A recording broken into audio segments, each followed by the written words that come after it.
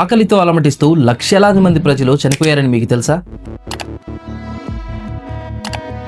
అంటువ్యాధుల కారణంగా బ్రతికుండగానే మనుషులు పూడ్చిన సందర్భాలు, వేలాది గ్రామాలు శ్మశానాలను తలపించిన పరిస్థితుల గురించి మీరెప్పుడైనా విన్నారా?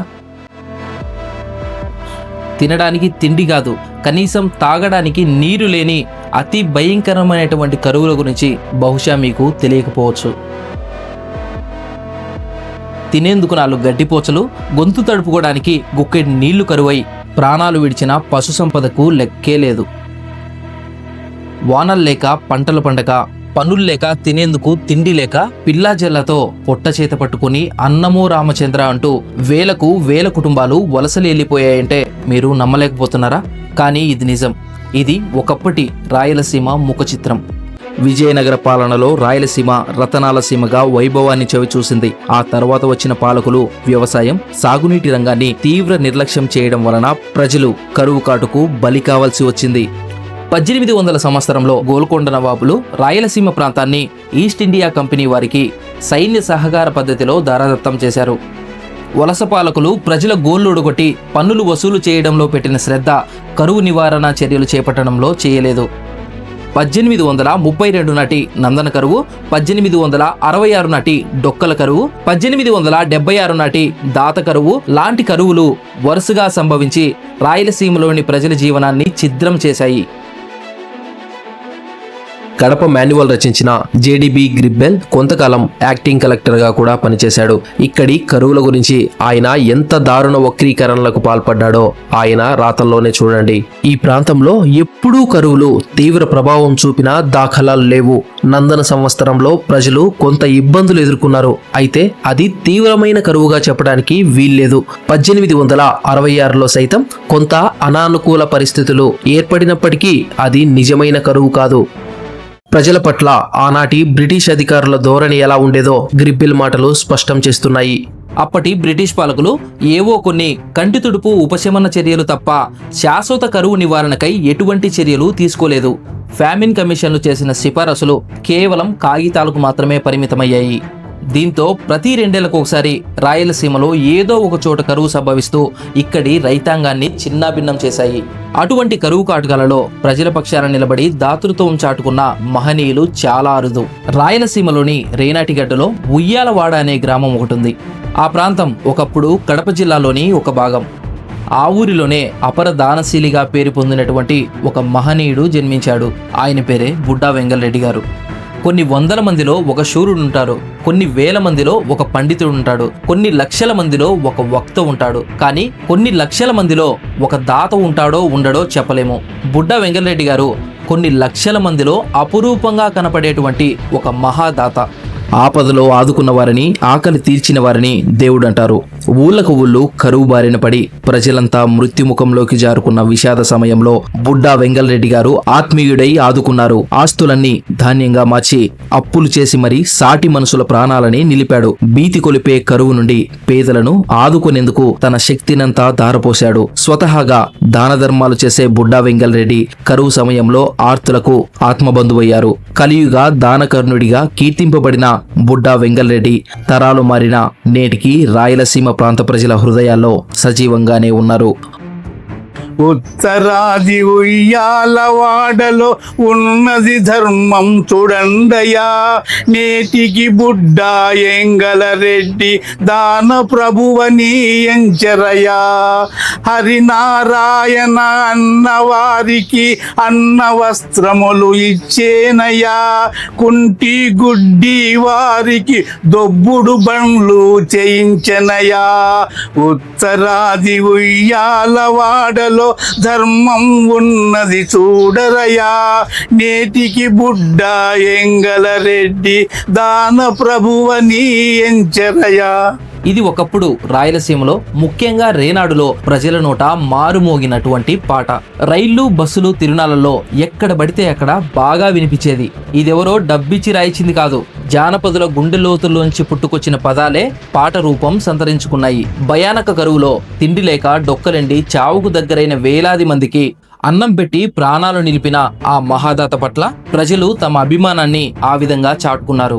ఒకప్పుడు కడప జిల్లాలో భాగంగా ఉన్న కోవెలకుంట్ల తాలూకా ఉయ్యాలవాడ గ్రామంలో 1822వ సంవత్సరంలో మద్దెల నల్లపురెడ్డి అక్కమ్మ దంపతులకి వెంగళరెడ్డి జన్మించారు.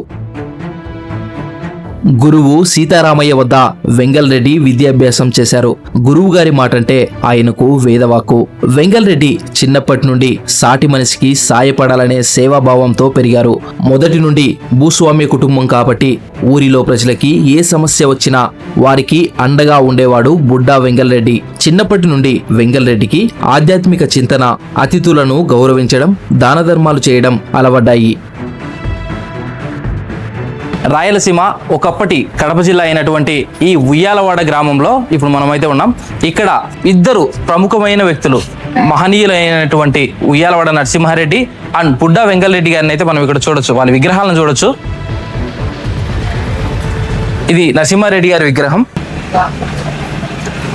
మొట్టమొదటి స్వతంత్ర యోధులు నరసింహారెడ్డి గారు. అలాగే రాయలసీమలో సంభవించినటువంటి కరువులో వేలాది మందికి అన్నం పెట్టి ఆకలి తీర్చినటువంటి బుడ్డా వెంగళరెడ్డి గారు. ఇద్దరు కూడా ఈ ఉయ్యాలవాడ గ్రామంలోనే ఉంటారు. ఇప్పుడు మనం బుడ్డా వెంగళరెడ్డి గారి ఇంటికి వెళ్దాం.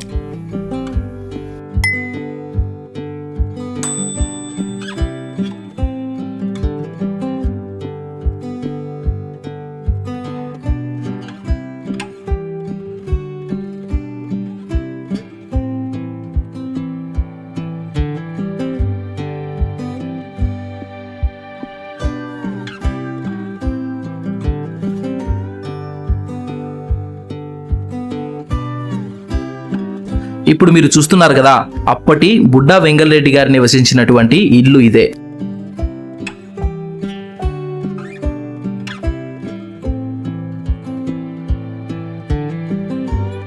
ఇప్పుడు మనమైతే లోపలికి వెళ్దాం.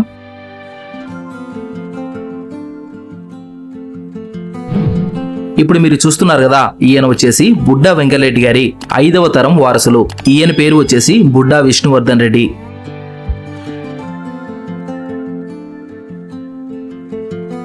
ఇక్కడ కనపడే వ్యక్తి బుడ్డా వెంగళరెడ్డి గారి 4వ తరం వారసులు. ఈయన పేరు బుడ్డా విశ్వనాథ రెడ్డి.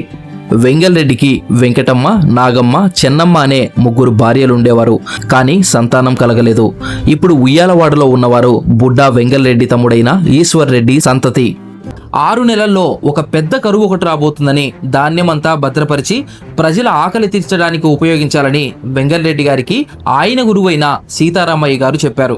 ఆ విధంగానే 1866లో ఒక పెద్ద కరువు ఒకటి సంభవించింది. ప్రజలు దాన్ని డొక్కల కరువుగా పిలిచేవారు.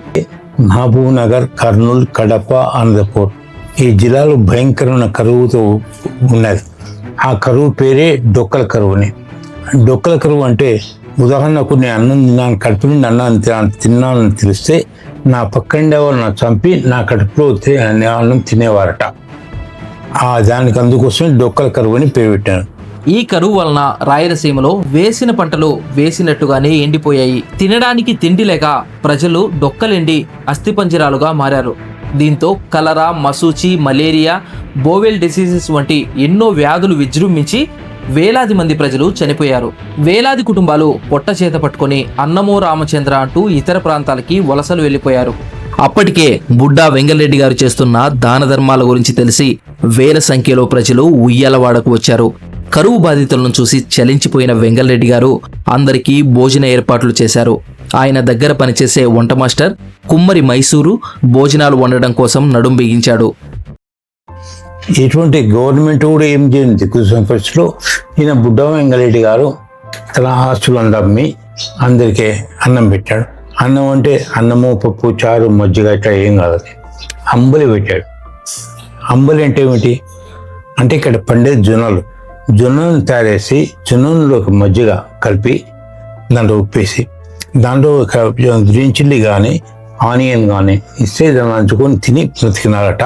ఇలా వచ్చిన కరువు పీడితులకి బుడ్డా వెంగళరెడ్డి గారు ఆయన వద్దనున్నటువంటి 12 పాత్రల ధాన్యాన్ని ఖర్చు చేసి ప్రజల ఆకలి తీర్చారు.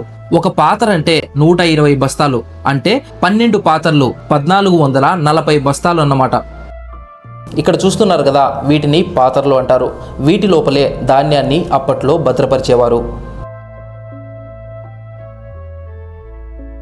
తన వద్దనున్నటువంటి ధాన్యం అయిపోవడంతో వెంగళరెడ్డి గారు తన బంధువుల దగ్గర, స్నేహితుల దగ్గర అప్పులు చేసి మరీ పేద ప్రజల ఆకలిని తీర్చారు. తనకున్నదంతా దానం చేయడమే కాకుండా అప్పు చేసి మరీ దానం చేయడం చాలా తక్కువ మందికే సాధ్యమవుతుంది. ఈ విషయాలు తెలుసుకున్న మద్రాస్ ప్రెసిడెన్సీ గవర్నర్ విక్టోరియా మహారాణి ఆదేశాల మేరకు బుడ్డా వెంగళరెడ్డి గారిని ఘనంగా సత్కరించాలని నిర్ణయించారు. సాటి మనిషిగా బాధ్యత నిర్వహించానని, ఇందులో తమ గొప్పతనం ఏమీ లేదని బుడ్డా వెంగళరెడ్డి ప్రభుత్వ ఆహ్వానాన్ని సున్నితంగా తిరస్కరించారు. అయితే గ్రామస్తులంతా ఒత్తిడి చేయడంతో చివరకు అంగీకరించారు. ఆ విధంగా మద్రాస్ చేరుకున్న వెంగళరెడ్డిని గవర్నర్ ఎంతో ఘనంగా సత్కరించారు. విక్టోరియా మహారాణి బంగారు పథకాన్ని అందజేశారు. ఆ పథకంపై ముందు వైపు ఇంగ్లీష్, వెనక వైపు తెలుగులో ఇలా రాసి ఉంది: Presented to Buddha Vengareddy as a token of the high appreciation of Her Majesty's government of his munificent liberality to his destitute countrymen in the famine of 1866. 1866 సంవత్సరంలో సంభవించిన క్షామకాలమందు నిరాధారముగా ఉండిన తన స్వదేశస్థుల పట్ల జరిగించిన ఉత్కృష్టమైన ఔదార్యమునకు గాను హర్ మెజెస్టీ రాణిగారి వల్ల చేయబడిన శ్రేష్టమైన గణ్యతకు ఆనవాలుగా బుడ్డా వెంగళరెడ్డి గారికి బహుమానము ఇవ్వబడ్డది. అప్పుడు మనం పరిపాలన చేస్తున్న విక్టోరియా మహారాణి ఈయన చేసిన త్యాగానికి మెచ్చి ఈయనకు ఇచ్చింది, ఈ మెడల్ అనేది ఇచ్చింది. అదే దీనికోసం ఈ ఊళ్ళో పోలీస్ స్టేషన్, మా ఊళ్ళో ఇప్పుడు వచ్చింది కాదు పోలీస్ స్టేషన్, 150 సంవత్సరాలు 160 సంవత్సరాల క్రితం వచ్చింది పోలీస్ స్టేషన్ దీని సెక్యూరిటీ కోసం. ఎందుకయ్యా అంటే ఎవరికైనా బహుమానం ఇచ్చినగా ఒకసారి ఇస్తారు కానీ 2 మూర్తులు ఇవ్వరు కదా. కానీ బుడ్డా వెంగళరెడ్డి గారికి విక్టోరియా మహారాణి 3 times ఇచ్చిందండి. మొదటిసారిగా ఆయమ్మ మద్రాసు నుంచి, ఇంగ్లాండ్ నుంచి మద్రాసుకు వచ్చి ఈయనను ఆడికి పిలిపించుకొని సన్మానించి ఆడ డబ్బు ఇచ్చింది. ఆ డబ్బు ఇచ్చుకొని మెడ్రాస్ నుంచి కడపకు వచ్చేవరకే డబ్బులు అయిపోయినాయి. వచ్చిన ఒక దానం చేసుకుంటూ వచ్చాడు. సరే ఊరికి ఇంటికి హ్యాండ్ వచ్చాడు. మరి ఆ అమ్మకు తెలిసింది, ఎవరికి విక్టోరియా మహారాణికి తెలిసింది, ఇది డబ్బులు అయితే ఉంచుకోవడం అని చెప్పేసి అమ్మ మళ్ళీ రెండోసారి వచ్చి వచ్చిన వైడూర్యాతుల పథకం ఇచ్చిందట. అది మళ్ళీ పిలిపించుకొని మెడ్రాస్కు అది తీసుకొని ఊరికి వచ్చినాడు. కొద్ది కాలానికి అది దొంగలు ఎత్తుకుపోయినాడో లేకపోతే ఎవరికని ఇచ్చినాడో ఆ పైన పని తప్ప మిగతా వాళ్ళకి తెలియదు. మరి ఈయన దగ్గర ఇది వస్తువు పోయిందని చెప్పేసి ఆయమ్మకు మళ్ళీ తెలిస్తే మళ్ళీ మెడ్రాస్కి వచ్చి మూడోదిగా ఇచ్చి, అంటే మధ్యాహ్నం వేరియేషన్ ఉంటుందండి. మొదటిసారి డబ్బులు ఇవ్వడం, మళ్ళీ రెండోసారి మెడ తీయడం, అది పోగొట్టుకోవడం, ఇది మధ్యాహ్నం మళ్ళీ తిరిగి ఇచ్చేందుకు టైం పట్టిందండి. ఆ టైం జరిగింది, జరిగిందండి. జరిగినాక ఇచ్చింది.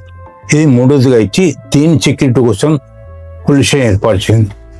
నాకు తెలిసి మొదటిగా కర్నూలు, నంద్యాల, ఉయ్యాల పోలీస్ స్టేషన్ కానీ మిగతా చోట కోయిలకుంట కానీ ఆళ్ళగడ్డ కానీ ఈ లేవట పోలీస్ స్టేషన్. బంగారు పథకం కోసమే సెక్యూరిటీగా పోలీస్ స్టేషన్ ఉంది. అది ఇది ఏ సెంట్రల్ మినిస్టర్ కానీ, స్టేట్ మినిస్టర్ కానీ, లేదా కలెక్టర్ గారు కానీ, ఎస్పీ గారు కానీ ఎవరు వచ్చినా మీకు మాదిరి చుట్టూ చెప్పతారు. కానీ ఉదాహరణకు నాకు కలెక్టర్ గారు ఎంఆర్ఓస్ తీసుకురావడం కానీ, ఈయన ఎస్పీ గారు పోలీస్ స్టేషన్ తీసుకురావడం కానీ చేయరండి. వచ్చిన తర్వాత ఇటుకు వచ్చాక మేము కొంచెం వచ్చిన టీ కానీ కాఫీ కానీ ఇస్తే తీసుకొని విని పోతారు. అది దాని యొక్క చరిత్ర. తంగిరాల సుబ్బారావు గారు అని చెప్పేసి ఆయన వెస్ట్ గోదావరి జిల్లా. ఆయన బెంగళూరులో తెలుగు యూనివర్సిటీలో ప్రొఫెసర్గా పనిచేస్తున్నాడు. ఆయనకి ఏం పట్టిందో ఆయన వీళ్ళిద్దరి గురించి రీసెర్చ్ చేసినాడు. ఆ రీసెర్చ్లో భాగంగా ఇంగ్లాండ్ విన్నాడు. ఇంగ్లాండ్లో సేకరించే విషయాలు చెప్పినాడు. ఆ ఇంగ్లాండ్లో సేకరించే విషయాలు 2 విషయాలు చెప్పినాడు. ఒకటి ఫోటో ఇస్తే సరిగ్గా రాదని.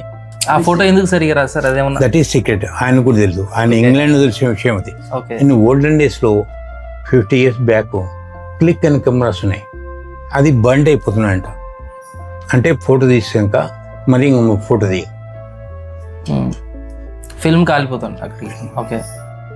రెండో విషయం అంటే మనకు అనిపిస్తున్నాయి ఇంకోటి ఏంది అని చెప్పిందంటే, ఉదాహరణకు నేను ఇది ధరించి ఇటు కట్టుకుని నేను ఇంగ్లాండ్ పోతే ఇంగ్లాండ్ ప్రైమ్ మినిస్టర్ కూర్చోంట, దీని ముందర ప్రైమ్ మినిస్టర్ కూర్చోట, ఎవరే కానీ కూర్చోరు ఆఫీసర్స్. ఇది అది కూర్చో అని చెప్తే కూర్చోాలి అని చెప్పాడు. అది మనం చూడలేదు, మనకు తెలియదు, ఆయన చెప్పిన విషయమే. ఆ కాలంలో కడప జిల్లాలో దివిటి మల్లన్న అనే గజ దొంగ ఉండేవాడు. సన్మానం స్వీకరించి తిరిగి ఉయ్యాలవాడ వెళుతున్న వెంగళరెడ్డి బృందాన్ని అతను అటవీ మార్గంలో అడ్డగించాడు. ఆయన ఉత్తరాది ఉయ్యాలవాడ గ్రామానికి చెందిన మహాదాత బుడ్డా వెంగళరెడ్డి అని తెలియడంతో క్షమాపణ కోరి దారి వదిలాడు. 1876 దాత కరువులో దివిటీల మల్లన్న పేదలకు గంజిపోసి ఆదుకున్నాడంటే అది బుడ్డా వెంగళరెడ్డి ఇచ్చిన స్ఫూర్తే. బుడ్డా వెంగళరెడ్డి దాతృత్వానికి కొన్ని ఉదాహరణలు. వేసవిలో ఒక బ్రాహ్మణుడు వెంగళరెడ్డి ఇంటికి వచ్చి చాలా దాహంగా ఉంది, మజ్జిగివ్వాలని అడిగాడు. వెంగళరెడ్డి చిన్న భార్య చెన్నమ్మ లేచి ఇచ్చేందుకు బద్దకించి మజ్జిగలేవు పొమ్మంది. అది విన్న వెంగళరెడ్డి ఇంట్లోకి వెళ్లి చూడగా కడవ నిండా మజ్జిగ ఉన్నాయట. లేవని చెప్పిన తర్వాత మజ్జిగ ఇస్తే బాగోదని భావించి ఆ బ్రాహ్మణునికి పంచభక్ష పరమాన్నాలతో భోజనం పెట్టించాడు. మజ్జిగ లేకపోతే మనకి ఆవు ఎందుకని భార్యతో చెప్పి పాడి ఆవు దూడ బ్రాహ్మణుడికి దానం చేశారు. ఒకరోజు ఒక పకీరు స్త్రీ భిక్షాటనకు రాగా వెంగళరెడ్డి మంచి పట్టు చీర ఆమెకు దానం చేశారు. ఆ చీర తన భార్య చెన్నమ్మకు పుట్టింటి వాళ్ళు ఇచ్చింది. ఈ విషయం తెలుసుకున్న చెన్నమ్మ హుటాహుటిన వచ్చి ఆ పట్టు చీరను భిక్షగత్తె నుంచి లాక్కొని నూలు చీర ఇచ్చింది. దీంతో వెంగళరెడ్డి బాధపడి అలాంటిదే కొత్త పట్టు చీర నేయించి ఇచ్చాడు. అంతేకాకుండా తోబుట్టువు కన్నా మిన్నగా చీరా సారెలు పెట్టి సాగనంపాడు. ఒకరోజు వెంగళరెడ్డి విరూపాక్షికి బయలుదేరాడు. దారిలో నలుగురు గొరక దొంగలు రెడ్డిని చంపేందుకొచ్చారు. ఆకలితో ఉన్న మీరు అన్నం తిన్న తర్వాత నన్ను చంపండి అన్నాడు వెంగళరెడ్డి. దొంగలను ఇంటికి తీసుకుని వచ్చి కడుపు నిండా భోజనం పెట్టించాడు. ఆ తర్వాత తనను చంపాలన్నాడు. దొంగలు ఆయన కాళ్లపై పడి క్షమాపణలు కోరారు. దొంగల భార్యా పిల్లలు ఇళ్ల వద్ద ఎదురు చూస్తూ ఉంటారని నలుగురు దొంగలకు 4 బియ్యం మూటలు గాడిదలపై వేయించి పంపాడు. గాంధీ మహాత్ముడు పుట్టక మునిపే అహింసా సిద్ధాంతాన్ని అమలు చేసిన మహానుభావుడు వెంగళరెడ్డి. రాయలసీమ ప్రాంతంలో ఆయన గురించి ఇలా ఎన్నో కథలు ప్రచారంలో ఉన్నాయి. ఈ విధంగా దాన ధర్మాలతో కలియుగ దానకర్ణుడిగా ప్రసిద్ధిగాంచిన బుడ్డా వెంగళరెడ్డి 1900 సంవత్సరం డిసెంబర్ 31వ తేదీన తను చాలించారు. బుడ్డా వెంగళరెడ్డి గారు గతించి 124 సంవత్సరాలైనప్పటికీ ఆయన జీవితం, ఆయన దాతృత్వం, ఆయన సేవలని నేటికి రాయలసీమ ప్రజానికం స్మరించుకుంటూనే ఉన్నారు. ఆయనపై పాటలు, రచనలు అనేకం వెలువడ్డాయి. ఈ కోవలోనే బుడ్డా వెంగళరెడ్డి సన్నిహితుడు, ఆయన వద్ద కరువు కాలంలో తోడుండి ఎంతో మంది పేద ప్రజలకి గంజి వండి పోసిన కుమ్మరి మైసూరు మునిమనవడైన కుమ్మరి దస్తగిరిదాస్ కూడా మహాదాత వెంగళరెడ్డి జీవిత చరిత్ర గురించి రాశారు. ఈయన చదివింది కేవలం 2వ తరగతి మాత్రమే. ఈయన రాసిన పుస్తకం అందరి ప్రశంసలు అందుకోవడం గమనార్హం. కుమ్మరి దస్తగిరి నేను 2వ తరగతి మాత్రమే చదివినేది. నేను అవధూత సుబ్బారెడ్డి స్వామి పాదపద్మములో 40 సంవత్సరాలు తాకినాను. ఆ మహానుభావుని యొక్క ఆశీర్వాదమే నేను ఎక్కడైనా మాట్లాడలేను. బుడ్డా వెంగళరెడ్డి స్వయాన 2020వ సంవత్సరము ఫిబ్రవరి నెల శుక్ల ఏకాదశి నాడు తెల్లవారుజామున 3 గంటల సమయంలో నాకు ఆ మహానుభావుడు స్వప్న దర్శనం ఇచ్చి, నాయనా దస్తగిరి, నా చరిత్ర రాయమని నన్ను ఆశీర్వదించెను. ఆయన తనువు చాలించి 120 సంవత్సరాలు అయింది. ఆ మహానుభావుడికి నేను నమస్కారములు చేసి, దాత, నీ చరిత్ర ఎందరో పండితులు పెద్దలు రాసినారు. నీ చరిత్రకు నాకు అనువుకు మేరు పర్వతమునకు ఉన్నంత తేడా ఉంది మహాత్మా అంటిని నేను. అప్పుడు బుడ్డా వెంగళరెడ్డి ఇలా అన్నాడు, నాయనా దస్తగిరి, మీ ముత్తాత నా వయస్సు వాడు, నాకంటే 20 సంవత్సరాలు ఎక్కువ బ్రతికినాడు. ఆయన ద్వారా నా చరిత్ర మీ కుటుంబానికి చూడంగా తెలుసును. నా ప్రాణస్నేహితుడు, నా కోసం త్యాగధనులు, నా చరిత్ర అంతా చెప్పి నడిపినవాడు అన్న చెన్నారెడ్డి. అంటిన పొయ్యి ఆరకుండా మట్టి కుండలలో 750 పెద్ద మూటల జొన్నలు వంట చేసిన వాడు కుమ్మరి మైసూరు. ప్రాణాలు నావి కాదు దాత, మీవి అన్నవారు పెద్ద కమ్ము చిన్న కమ్ము. నాకు సేవ చేసిన వాడు ఈడిగే బాలన్న. ఈ 5 మంది నాకు పంచ ప్రాణాలు, వీరు లేని చరిత్ర నాకెందుకు నాయనా అన్నాడు బుడ్డా వెంగళరెడ్డి. ఆ తనువు చాలించినాక ఎందరికో దర్శనమిచ్చినాడు. నాకు స్వప్న దర్శనమైంది. ఆ రూపము, ఆ తేజస్సు చూసి నాకు ఆనందమై, అందువలన నేను ఆ మహానుభావునికి బుడ్డా వెంగళరెడ్డిని ఆశీర్వాదం ఇచ్చినాడు కాబట్టి దాదా నీ ఆశీర్వాదమే నాతో రాయించుతాది అని మాట ఇచ్చి తినే. బుడ్డా వెంగళరెడ్డి గురించి వివిధ వర్గాలకి సంబంధించిన ప్రముఖులు ఏమంటున్నారో చూడండి. రాయలసీమకు సంబంధించి అనేక వాస్తవాలు అసలు బయటికి రాకుండా తొక్కుపెట్టినారనేది నా అభిప్రాయం. ఎందుకంటే ఇక్కడ అనేక మంది విజ్ఞానవంతులు, శాస్త్రవేత్తలు, కవులు, కళాకారులు ఎంతోమంది ఇక్కడ జన్మించి అపారమైన కృషి మానవ సమాజానికి చేసినా కూడా వారికి రావాల్సిన గుర్తింపు కానీ, ప్రచారం కానీ, వారికి సంబంధించిన వాస్తవాలు కానీ ఎక్కడ వెలుగు చూడాలి. ఇప్పుడు వాళ్ళకు ప్రచారము అవసరం కాదు. వెంగళరెడ్డి చనిపోయి చాలా కాలమైంది. వెంగళరెడ్డి కుటుంబం వాళ్ళ పాటి వాళ్ళు బతుకుతున్నారు. ప్రచారం దేనికి అవసరం అంటే అటువంటి విపరీతమైనటువంటి కరువు పరిస్థితుల్లో తమ స్వార్థం చూసుకోకుండా వేలాది మందికి ఆకలి తీర్చడం అన్నటువంటిది చాలా గొప్ప విషయం. అది ఈ సందర్భంలో ఇటువంటి పెద్ద దాతృత్వం కలిగినటువంటి, మానవత్వం కలిగినటువంటి, దయా హృదయం కలిగినటువంటి వ్యక్తుల జీవితం నేటి తరానికి స్ఫూర్తిదాయకంగా ఉంటుంది. వీళ్ళని గురించి విస్తృతంగా ప్రచారం చేయాల్సిన బాధ్యత ప్రభుత్వాలకు కూడా ఉంది. వెంగళరెడ్డి గారి జీవితానికి సంబంధించి ఇంకా అప్పుడు జరిగిన పరిస్థితుల గురించి ఎంతో పరిశోధించాల్సిన అవసరం కూడా ఉంది. బుడ్డా వెంగళరెడ్డి లాంటి వాళ్ళు చాలా మంది ఉన్నారేమో మనకు తెలియదు. ఇంకా బుడ్డా వెంగళరెడ్డి మనకు తెలిసినటువంటి వ్యక్తి బుడ్డా వెంగళరెడ్డి. ఆయన మొత్తం అంత సేవ చేసినాడంటే ఆశ్చర్యకరమైన విషయము. 1834లోనే, అంటే బహుశా అప్పుడు చిన్న పిల్లవాడు ఉంటాడు వెంగళరెడ్డి. 1834 నందన కరువు అనేది వచ్చింది. అది చాలా తీవ్రమైన కరువు, నందన కరువు.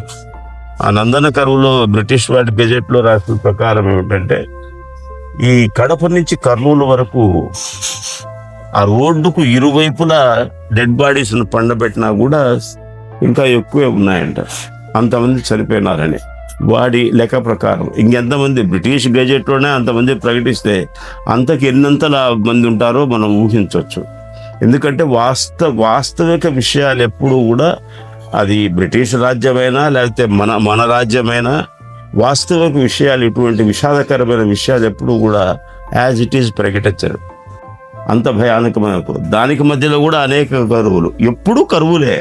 ఈ రెండు ఇటువంటి కరువులు కొన్ని 5, 6 ప్రసిద్ధి కాంచిన కరువులు చాలా తీవ్ర స్థాయిలో. మిగతా కరువులన్నీ ఏదో ఒక మూల, ఏదో ఒక ప్రాంతంలో ఈ కరువులు రావడం, మనుషులు అది చావడం. అంటే ఇప్పుడు నేను ఒకటి చెప్పగలను, తుఫాన్లు వచ్చాయి, వేల మంది కూడా చనిపోతారు. అలాగే భూకంపం వస్తుంది, వేల మంది కూడా చనిపోతారు. అవి మహాప్రళయం. కానీ మనకు రాయలసీమకు సంబంధించిన ఒక నిశ్శబ్ద విషాదం ఇది. శబ్దమే ఉండదు దీనికి. చాలా నిశ్శబ్ద విషాదం, భయంకరమైన విషాదం.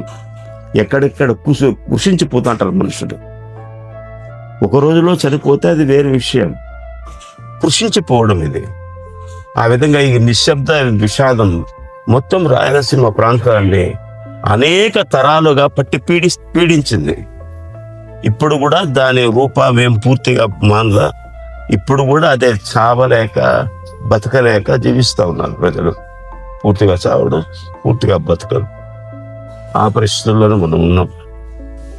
కాబట్టి సమాజంలో ఒక చైతన్యము, ఒక మానవత్వము, ఒక దాతృత్వము, ఒక సామాజిక బాధ్యతను తీసుకోగలిగే పద్ధతుల్లో యువత తయారు కావాలంటే మనం స్ఫూర్తిదాయకమైనటువంటి వ్యక్తుల చరిత్ర, వారి జీవితము మనం తెలియజేయాల్సిన అవసరం కూడా ఉంది. కానీ రాయలసీమకు సంబంధించిన వ్యక్తులే కాదు, రాయలసీమకు సంబంధించిన వాస్తవిక సామాజిక విషయాలను కూడా పూర్తిగా మరుగున పడేశారు. మనం కరువు అని మాట్లాడుతున్నాం కానీ అనేక పెద్ద పెద్ద కరువులను సుదీర్ఘకాలం అనుభవించినటువంటి ఈ రాయలసీమలో పుట్టినటువంటి ప్రజలు అనేక తరాలు అనుభవించారు. ఆ చరిత్ర మనకు తెలిస్తే చాలా యువత చాలా స్ఫూర్తిదాయకమై ఈ ప్రాంత అభివృద్ధి కోసం పెద్ద ఎత్తున ముందుకు వచ్చేదానికి అవకాశం ఉంటుంది. మనకు తెలిసిన చరిత్ర అంతా బ్రిటిష్ వాళ్ళు పాలించినప్పుడు వాడు రాసిన గెజెట్లో ప్రకటించినటువంటి విషయాలు తప్ప మిగతా వాస్తవికమైన విషయాలు, సమాజపరమైన విషయాలు మనకి ఏమాత్రం తెలియదు. ఆ సమాజపరమైన విషయాలు ఎలా ఉన్నాయో ఆ కాలంలో మనకు తెలియదు. ఎట్లా అనుభవించినారో ఆ పరిస్థితులన్నిటినీ కూడా. అంత సుదీర్ఘకాలం ప్రజలు కరువుతో అల్లాడినప్పుడు అనేక మార్పులు ఉంటాయి ఆ సమాజంలో, అనేక మార్పులు. అది వ్యక్తిగతంగా కానీ కుటుంబ పరంగా కానీ అనేక మార్పులకు లోనై ఉంటాయి. అనేక దుఃఖాలకు, అనేక బాధలకు, అనేక అవమానాలకు చాలా ఎక్కువ తప్పులు పడి ఉంటారు, ఆవేదన చెంది ఉంటారు. అవి లేవు మన దగ్గర. ఆ సమాచారం లేదు. యూనివర్సిటీలు ప్రతి జిల్లాకు రాయలసీమలో వచ్చినాయి కానీ ఆ యూనివర్సిటీలో ఆ వైపు కన్నెత్తి కూడా చూసిన పాపాలు పోవడంలా. అలాగే రాయలసీమకు సంబంధించి కూడా చాలా వాస్తవిక విషయాల్ని పరిశోధించి తీసుకురావాల్సినటువంటి అవసరం కూడా ఉంది. మరి ఆ వైపు చూడడం లేదు. ఈ రోజు కూడా ఇంత బ్రిటిష్ వాడు వెళ్ళిపోయినాడు, స్వాతంత్రం వచ్చిన దేశానికి, రాష్ట్రం తెలుగు ప్రాంత మన భాషా ప్రయత్న రాష్ట్రం వచ్చింది. అయినా కూడా ఈ రోజు కూడా రాయలసీమలో ప్రజలు గ్రామసీమల్లో అటు చావలేక ఇటు బ్రతకలేక మధ్య బ్రతుకుతూ ఉన్నారు. వాడు పూర్తిగా చచ్చిపోయినాడని చెప్పలేము, బ్రతుకుతున్నాడని చెప్పలేము. మరి మన వైపు ప్రభుత్వాలు ఎవరు కూడా మాటలు తప్ప ఎవరు చూడడం లేదు. నిజమైనటువంటి మనకు అభివృద్ధికి కావాల్సినటువంటి విషయాల్ని ప్రధానంగా ఆ గ్రామీణ ప్రాంతాల్లో ఉన్న ప్రజలను ఆ కరువు నుంచి దాటించే ప్రయత్నాన్ని పూర్తిగా ఇంతవరకు ఒక కొలిక్కి రాల. బుడ్డా వెంగళరెడ్డి గారి గురించి ఇటీవల కాలంలో మిత్రుడు పనిశేఖరు ఇంకా కొంతమంది మిత్రబృందం కలిసి ఆయన పైన ప్రత్యేకంగా కొన్ని పరిశోధనలు చేసి ఆయన ప్రాంతానికి వెళ్ళి, వైలకుంట్ల ప్రాంతానికి ఉయ్యాలవాడకు వెళ్ళి అక్కడ వాళ్ళ పూర్వీకులను కలిసి వాళ్ళతో మాట్లాడి ఇంకా అనేక వాస్తవమైన విషయాలను వెలుగులోకి తెచ్చినందుకు చాలా సంతోషంగా ఉంది. అయితే మన దురదృష్టవశాత్తు మన రాయలసీమకు వచ్చిన శాపం ఏమిటంటే ఎంతోమంది మహానుభావులను మనము మన చరిత్ర సృష్టించిన గొప్ప మహానుభావులను మనం వాళ్ళకు చరిత్ర లేకుండా చేయడం అనేది నాకు నిజంగా చాలా దురదృష్టకరం. ఎక్కడో దూర ప్రాంతాల్లో ఉండి ఏదో కొంత చేసిన వాళ్ళకు కూడా ఎంతో ప్రాచుర్యం వచ్చింది. కానీ ఎంతగానో సమాజ సేవ చేసి స్వార్థాన్ని విడనాడి ఎన్నో త్యాగాలు చేసినటువంటి బుడ్డా వెంగళరెడ్డి వాళ్ళ గురించి సరి అయిన ప్రచారం లేకపోవడము, వాళ్ళు మరుగున పడిపోవడం నిజంగా చాలా దురదృష్టకరం. ఇదంతా ఎందుకు రాయలసీమ ప్రాంతం పట్ల ఒక రకమైనటువంటి వివక్ష అనేది మనకు చరిత్రలో కూడా కనపడతా ఉంది. ఎందుకంటే అనేక విషయాలు మనం తీసుకుంటే మన సైడ్ ఉన్నటువంటి పాజిటివిటీని అంతా కూడా చంపేసి మన మీద ఒక నెగిటివిటీని డెవలప్ ఒక సిస్టమేటిక్గా చేసినారేమో అని అనిపిస్తుంది.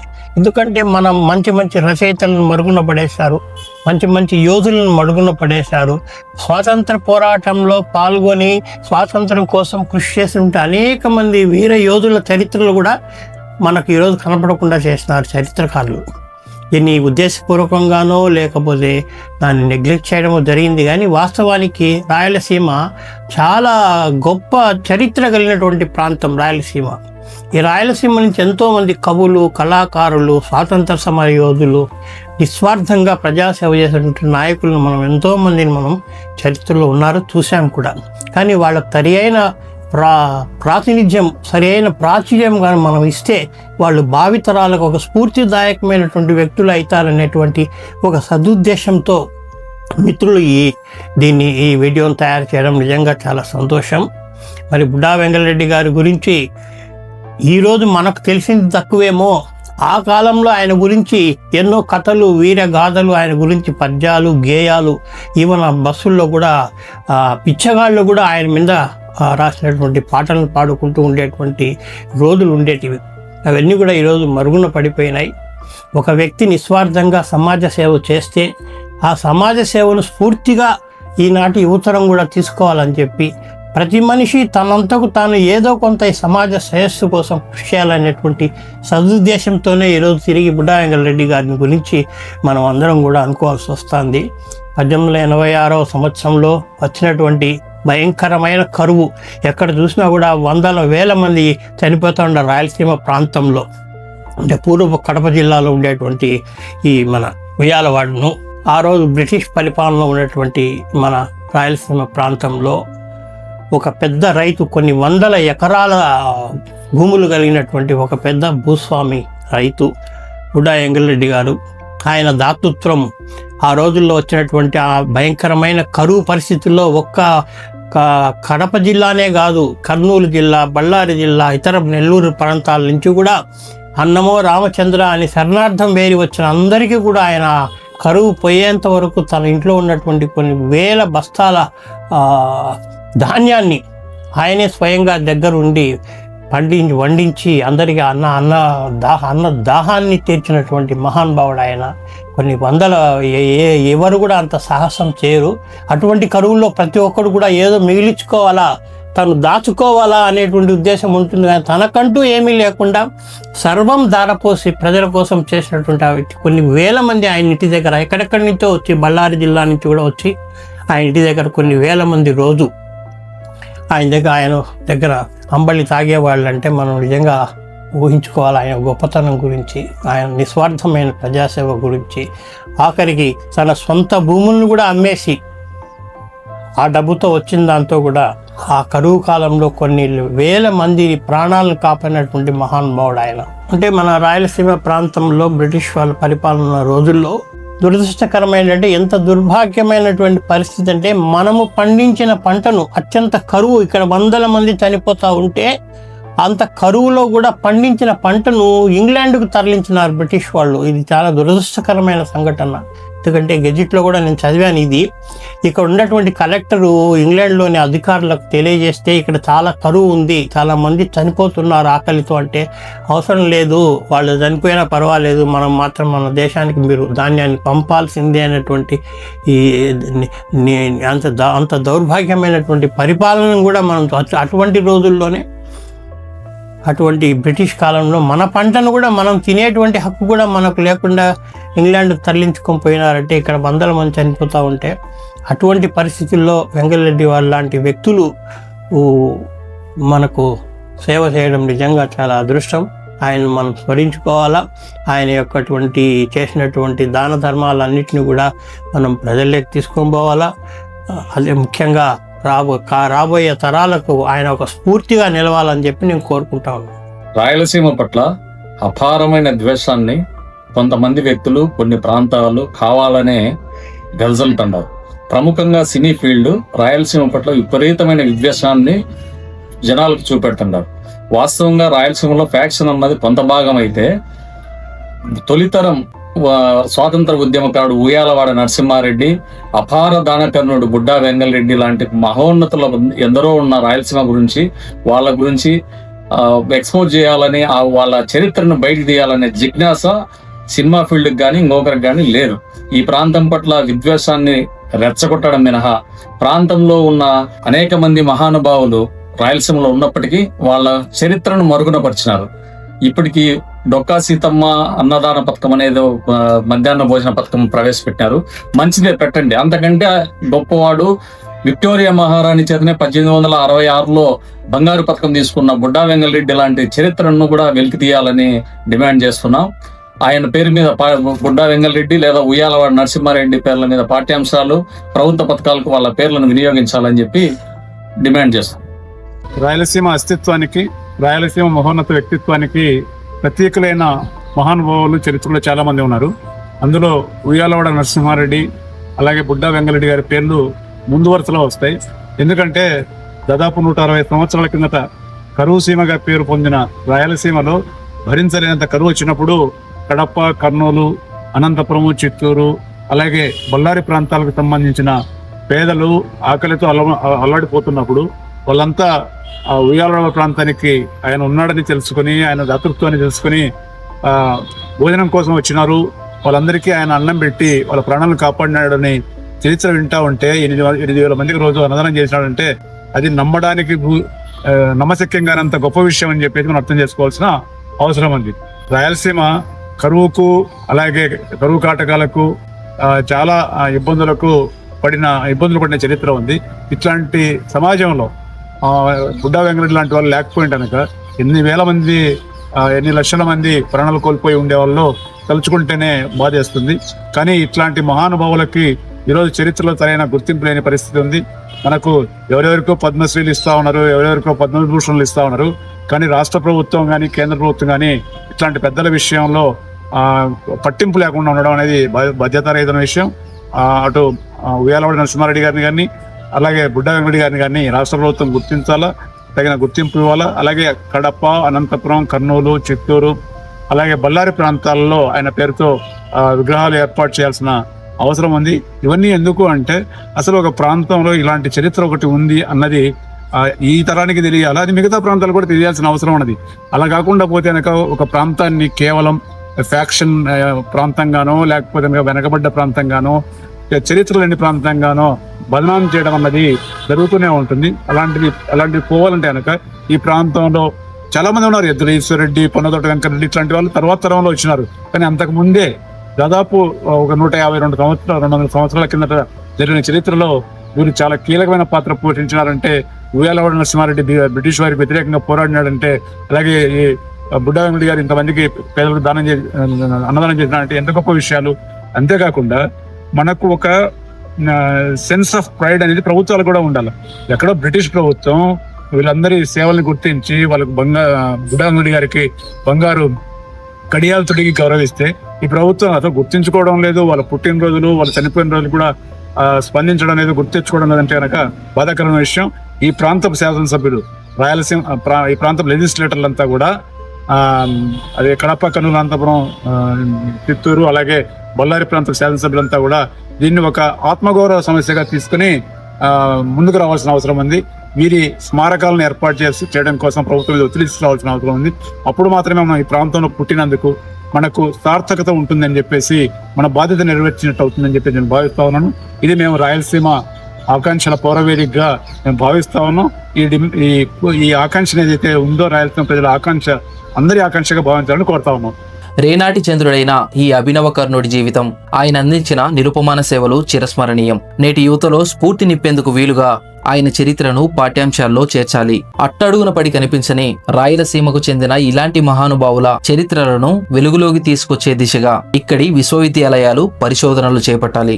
ఇందువలన రాయలసీమ మహోన్నత చరిత్ర సంస్కృతుల గురించి ప్రపంచానికి తెలుస్తాయి. ఈ ప్రాంతంపై జరుగుతున్న దుష్ప్రచారాలకి అడ్డుకట్టపడుతుంది. ఇందుకు యువత నడుం బిగిస్తారని ఆశిద్దాం. ఇలాంటి విషయాల గురించి ఎవ్వరూ చెప్పరు, ఎవ్వరూ మాట్లాడరు. కానీ ఇటువంటి విషయాలని మీ ముందుకు తీసుకొస్తున్న కడప రిపోర్టర్ ఇన్స్టాగ్రామ్ మరియు యూట్యూబ్ ఛానల్ని ఫాలో చేయండి, సబ్స్క్రైబ్ చేసుకోండి.